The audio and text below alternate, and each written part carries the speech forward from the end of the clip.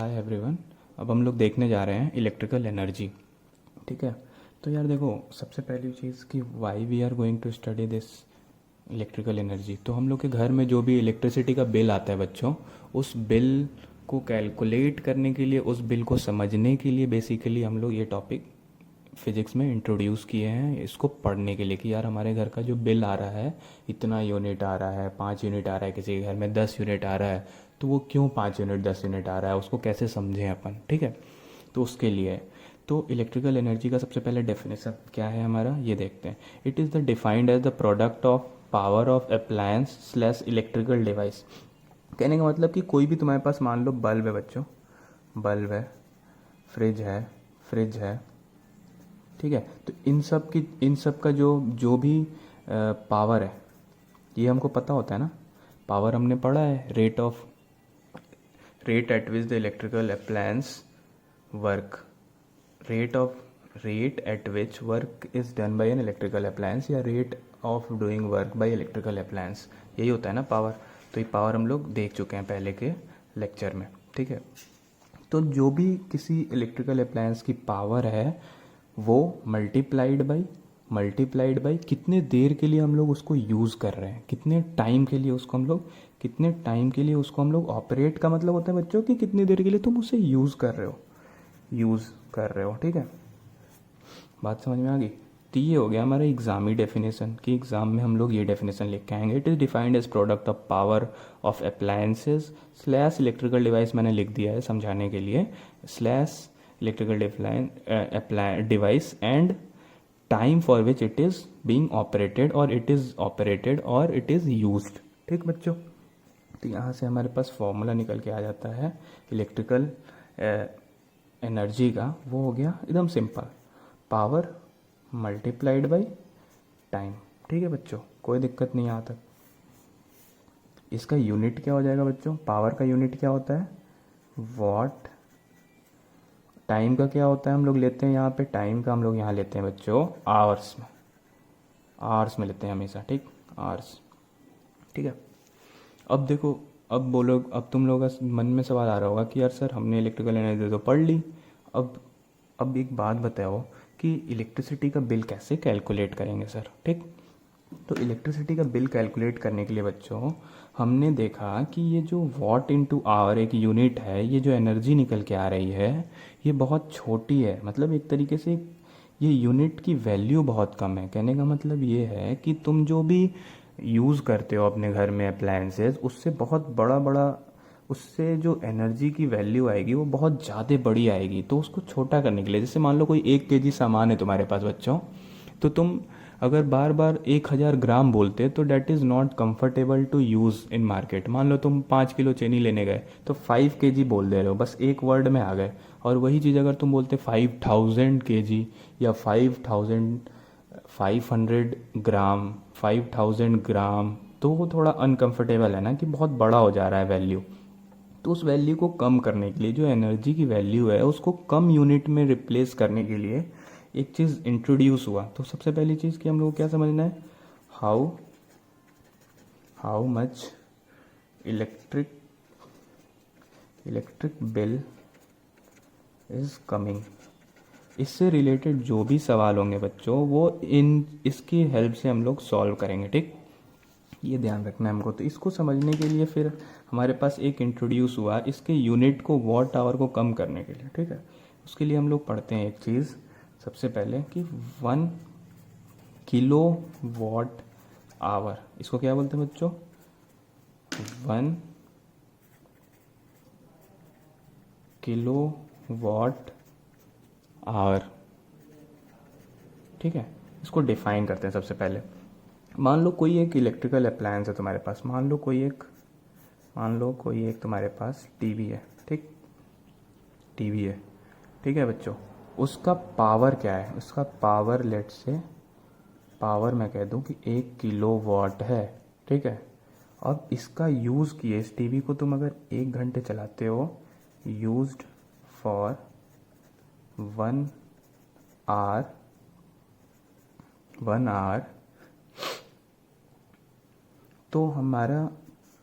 तो ये जितनी एनर्जी कंज्यूम करेगा, energy consumed by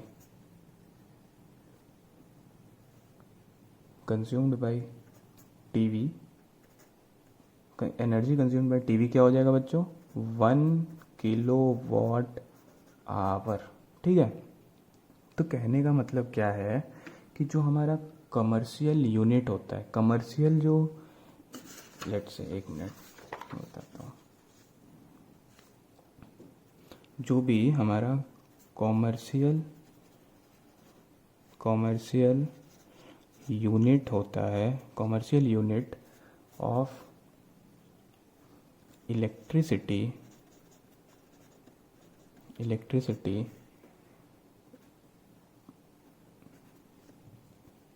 commercial unit of electricity is always in kilowatt hour बच्चों। ठीक है, किलोवाट आवर में ही होता है। तो अब देखो हम लोग 1 किलोवाट आवर को सबसे पहले क्या करेंगे, डिफाइन। किलोवाट आवर को डिफाइन कैसे करते हैं, देखो इफ़ मैंने क्या बोला कि एक टेलीविज़न है, उसको तुम उसका पावर जो है, उसकी जो पावर है वो 1 किलोवाट है अगर, ठीक है, electrical appliance of 1 kilowatt power is operated, उसको हम लोगों ने 1 घंटे के लिए उस टीवी को चलाया, तो जो भी एनर्जी वो कंज्यूम करेगा, जो भी इलेक्ट्रिसिटी वो लेगा, वो हम लोग बोलेंगे कि 1 किलोवाट आवर एनर्जी उसने कंज्यूम करी है। ठीक है, तो क्या डिफाइन करते हैं इसको, if an electrical appliance of 1 kilowatt is operated for 1 hour, then energy consumed it's said to be 1 kilowatt hour. ठीक है बच्चों, तो हम लोग क्या बोलेंगे कि वो 1 किलोवाट आवर एनर्जी कंज्यूम कर रहा है। ठीक है, इसको अब देखो 1 किलोवाट आवर को हम लोग क्या बोलते हैं, 1 यूनिट,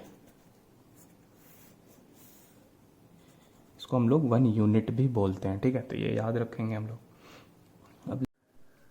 अब हम लोग देखते हैं बच्चों कि 1 किलोवाट आवर और कमर्शियल यूनिट ऑफ इलेक्ट्रिसिटी हमने समझ लिया है।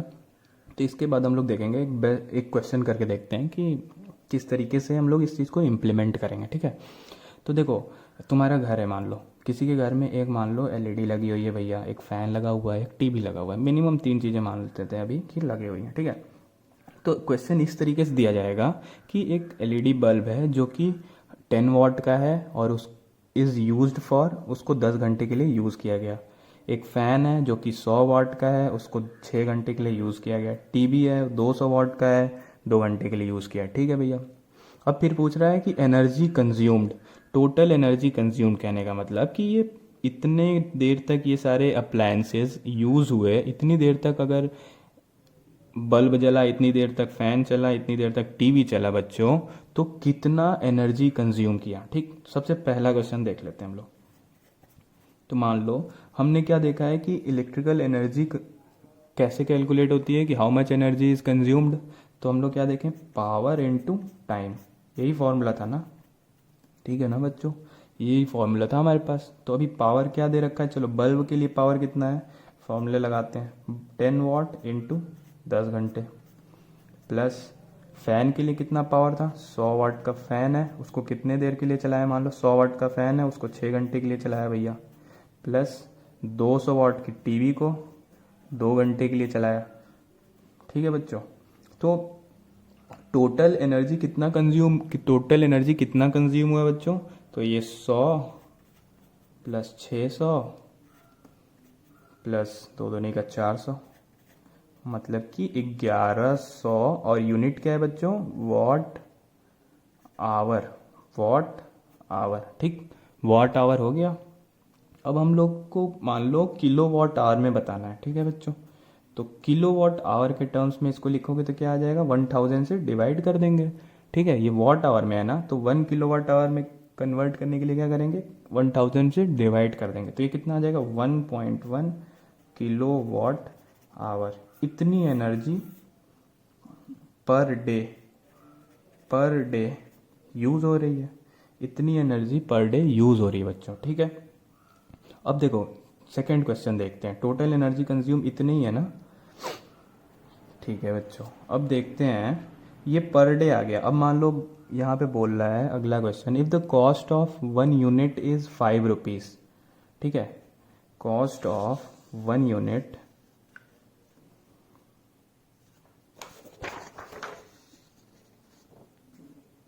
मान low cost of 1 unit, cost of 1 unit मतलब कि 1 किलो वाट आवर का कॉस्ट कितना है, 5 रुपया, 5 रुपीज़, 5 रुपीज़ है ना बच्चों, ठीक है। तो ये हो गया तुम्हारा 5 रुपया, ठीक। तो 5 रुपया हो गया। अब टोटल कितना यूज़ किया, तो यहाँ क्या पूछ रहा है, calculate electricity bill for 1 month, 1 month का बिल पूछ रहा है बच्चों। तो 1 मंथ के बिल, ये तो 1 दिन का हो गया एनर्जी कंज्यूम। तो 1 मंथ में, 1 मंथ मीन्स 1 मंथ में कितना हो गया, 30 दिन, 30 डे ले लो, ठीक। तो 30 डे में टोटल एनर्जी कितना कंज्यूम हो जाएगी, 1.1 किलो वाट आवर इंटू 30। तो ये कितना आ गया बच्चों, 333 किलो वाट आवर। इतनी एनर्जी टोटल 1 महीने में यूज़ होगी, ठीक है। अब तुम्हारे पास क्या है कि 1 किलो वाट का 5 रुपये लगता है, 1 kilo watt hour cost 5 rupees. तो यूनिटरी मेथड से एक भैया 1 किलो वाट का 5 रुपये लगता है, तो 33 किलोवाट का, किलोवाट आवर का कितना रुपये लगेगा, तो 33 गुणे 5 रुपीज़, ठीक। तो ये कितना आ गया बच्चों, 5 देरी का 15 का 5 हासिल 1, 15 1 16 रुपया पर मंथ, ठीक। इतना आ गया। तो ये हो गया हमारा, इस तरीके से हमारे पास क्या आएंगे।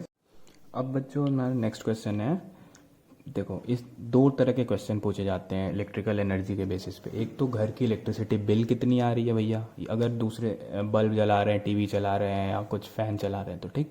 एक और दूसरे टाइप का एक और क्वेश्चन क्या हो सकता है इससे रिलेटेड, वो देखते हैं। ये कि पावर ऑफ एसी, पावर दे रखा है भैया हमें, सबसे पहले नोट कर लो पावर कितना दे दिया, 1.5 इंटू 10⁻³ वाट, ठीक। इसको किलो वाट में लिखोगे तो क्या आ जाएगा बच्चों, 1.5 किलो वाट, ठीक। पावर दे रखा है हमारे पास। अब फिर पूछ रहा है कि it consumes 7.5 units of electricity. तो मतलब पहले से दे दिया कि एनर्जी दे दी हमारे पास 7.5 यूनिट्स। तो 1 यूनिट में कितना होता है बच्चों, 1 यूनिट में कितना होता है, 1 किलो वाट आवर। तो ये कितना हो गया, 7.5, ठीक। तो हमारे पास क्या दे दिया कि इट कंज्यूम्स, वो कितना इलेक्ट्रिसिटी यूज़ कर रहा है, कितना एनर्जी यूज़ कर रहा है, 7.5 किलोवाट आवर कर रहा है, ठीक। तो फिर पूछ रहा है कि यार भैया कितनी देर के लिए हम एसी चलाएंगे जिसका पावर 1.5 किलोवाट था, तो वो 7.5 किलोवाट आवर एनर्जी कंज्यूम कर लेगा।